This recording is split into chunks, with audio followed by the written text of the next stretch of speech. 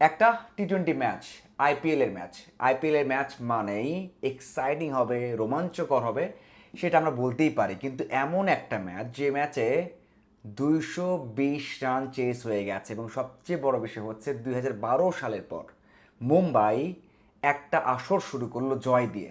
টানা 13টা আসরে তারা প্রথম ম্যাচে হেরেছে। অবিশ্বাস্য একটা রেকর্ড। মানে এর আগে কোনো দল এমনটা করেছে কিনা সেটা আসলে খুঁজে বের করতে হবে। আমার মনে হয় ক্রিকেট ইতিহাসে এমনটা নেই। টানা 13টা আসরে হারার পর, প্রথম ম্যাচে হারার পর অবশেষে মুম্বাই ইন্ডিয়ান্স জয় পেয়েছে, এবং রেকর্ড করে জয় পেয়েছে। মানে 220 রান চেস করে, এবং যেভাবে চেস করেছে মনে হয়েছে যে 300 রান করলেও তারা চেস করতে পারতো। দেখুন, এত রান করেছে কলকাতা, ভালো টিম সেটা নিঃসন্দেহে বলা যায়, বিশেষ করে ব্যাটিংয়ে। আর বোলিংয়ে যেটা আছে সেটা, এই যে 10টা টিম আছে আইপিএলের, তার মধ্যে সবচেয়ে নিচের টিম বললে ভুল হবে না। তাদের 3জন স্ট্রাইক বোলার, পাথিরানা কবে থেকে আসতে পারবেন, খেলতে পারবেন কি না এটা এখনও নিশ্চিত নয়। মানে কোন ম্যাচ থেকে খেলতে পারবেন। হর্ষিত রানা রুলড আউট, আইপিএলে খেলতে পারবেন না, মানে ইনজুরি। এরপর যিনি রয়েছেন আকাশদীপ, তিনিও খেলতে পারছেন না। তার মানে 3জন স্ট্রাইক বোলার নেই।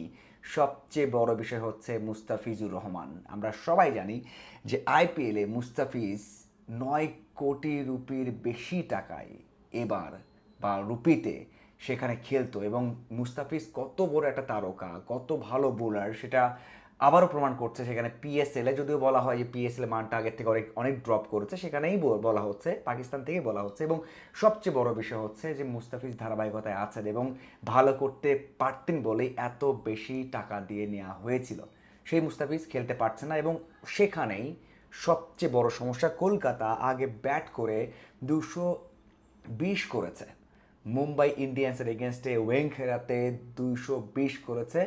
এই রান চেস করে জয়ের রেকর্ড তো খুবই কম থাকে। মানে যত, মানে বোলিং এটা খারাপ হোক না কেন, এই রান চেস করা কিন্তু সহজ না। কিন্তু ওই যে যত খারাপ হোক না কেন বোলিং এর একটা, তার থেকেও খারাপ আপনি যে নামগুলো দেখেন সেখানে অরোরা রয়েছেন, মুজার আব্বানি রয়েছেন, বরুণ চক্রবর্তী রয়েছেন, সুনীল নারিন রয়েছেন, ত্যাগী রয়েছেন, এবং রয় রয়েছেন, অনুকূল রয় রয়েছেন। আপনি যে নামগুলো বললাম সেখানে বরুণ চক্রবর্তী এবং সুনীল নারিন, এই দুইটা নামকে আপনি বলতে পারেন যে বড় নাম। একটা ফ্ল্যাট উইকেটে দুজন খেলছেন, একজনের বয়স অনেক হয়ে গেছে, তার প্রাইম টাইমটা শেষ হয়ে গেছে নারিনের। অন্যদিকে বরুণ চক্রবর্তী সবশেষ যে বিশ্বকাপটা গেছে সেখানেও ভালো কিছু করতে পারেননি। এই দুজন ছাড়া বাকি যে নামগুলো আছে আপনি কখনোই বলতে পারবেন না যে ওই যে ব্যাটিং লাইন আপটা, রিকেলটন, তিলক ভার্মা, সেখানে হার্দিক পান্ডিয়া, সূর্যা কুমার, সেখানে রোহিত শর্মা, তাদের এগেনস্টে ভালো করবে আপনি বলতে পারেন না। হ্যাঁ, একটা দুইটা বল, একটা দুইটা ওভার ভালো হতে পারে, কিন্তু এই ব্যাটিং লাইন আপের এগেনস্টে আপনি ভালো করতে পারবেন না। রোহিত শর্মা দারুণ একটা ইনিংস খেলেছেন, 38 বলে 78 রান করেছেন, 205 তার স্ট্রাইক রেট। বিরাট কোহলির পর রোহিত শর্মার ইনিংসটা অবশ্যই দরকার ছিল, বা এই যে লেজেন্ডারি দুজন ক্রিকেটার আইপিএলের সেরা, তাদের কাছ থেকে এমনটাই কিন্তু আশা করে। রিকেলটন 43 বলে 81 করেছেন। পাওয়ার প্লেতেও কিন্তু এগিয়ে মুম্বাই ইন্ডিয়ান্স। 10 ওভারে যে ব্যারিয়ার, সেখানেও 10 ওভারে মুম্বাই ইন্ডিয়ান্স করেছে 124 রান, কলকাতা করেছে 120 রান।